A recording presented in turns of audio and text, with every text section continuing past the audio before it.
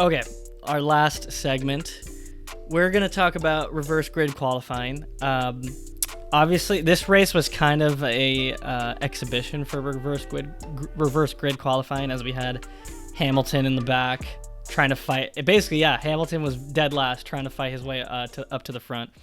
And for those of you that don't know, reverse grid qualifying is basically a shorter race on Saturday, where whoever is first in the constructors starts in the last two spots.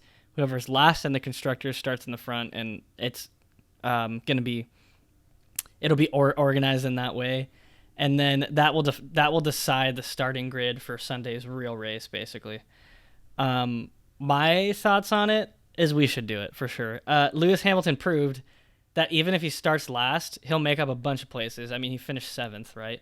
So probably he would just end up winning the Sunday race anyway, but we'd have a more exciting journey getting there. So I definitely think we should do it. Yeah, I mean, I'm in agreement. And I know Hamilton and Vettel and other guys have spoken out against it. Mm-hmm. One reason I do sort of support in that it's a lot more detrimental to the health of the drivers to be put under that many Gs during the weekend. So that I get. Then the other, purity of the sport argument, I think is kind of BS, if we're being honest. Maybe it's the American sports fan in me, but I'd rather see something competitive and exciting than, have a sport be based purely on, engineering.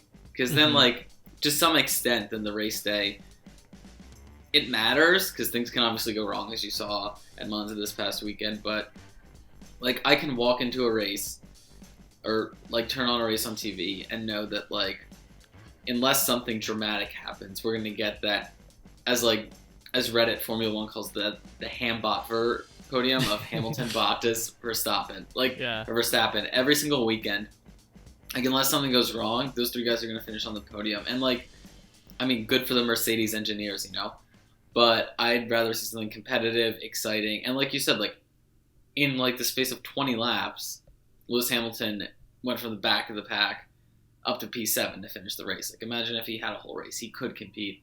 Mm-hmm. I think it adds a level of excitement, unpredictability to the sport, because I think too often, Hamilton just gets to the front and cruises. I saw an interview with him. I forget which Grand Prix it was. It was one maybe 3 or 4 weeks ago. But he said he had just zoned out during the race, and when he crossed the finish line, he didn't even know he crossed the finish line to win. Right.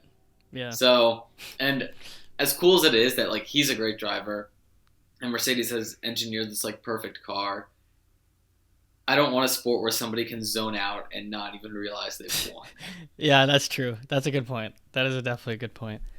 And I think it's kind of it just comes back to professional sports the rules are designed to be fun to watch, not fun for them, not fun for the players, to be honest. It's designed to be fun for the audience to watch. And of course they want it to be as fair as possible, but fun entertainment value outweighs fair in televised sports. This is kind of how it goes. And I get in Formula 1 how much weight we should be praising that Mercedes' engineers are just that much better. It's a team sport technically, that their Mercedes engineers are just that much better than everyone else within the rules. But sports are designed to be fun to watch, not fun for the competitors, really.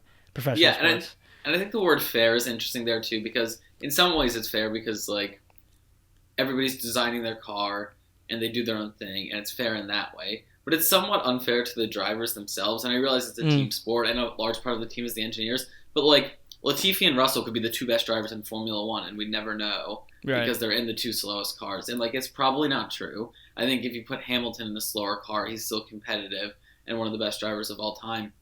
But you don't know, because in that way, the playing field is so not level, and it's frustrating as a sports fan that the competition itself is something that takes place entirely behind closed doors. The engineering process is the most competitive part, which is cool, but I don't know, maybe they should go to a science fair. I feel if you're looking for pristine engineering, and I feel this will get me in trouble with Formula 1 people, but I feel I want to see a competitive race day, and the best way to do that is something like reverse grid qualifying, where the engineering still matters. Mercedes still has a fast enough car that they can get to the front of the pack, but it's the skill of the driver also matters. With Mercedes this weekend, Hamilton was clearly better in that car than Bottas, and they got almost the same place despite two wildly different races. Mm-hmm. Yeah, those are good points. I didn't think about how is it fair to the driver that the cars are so outmatched.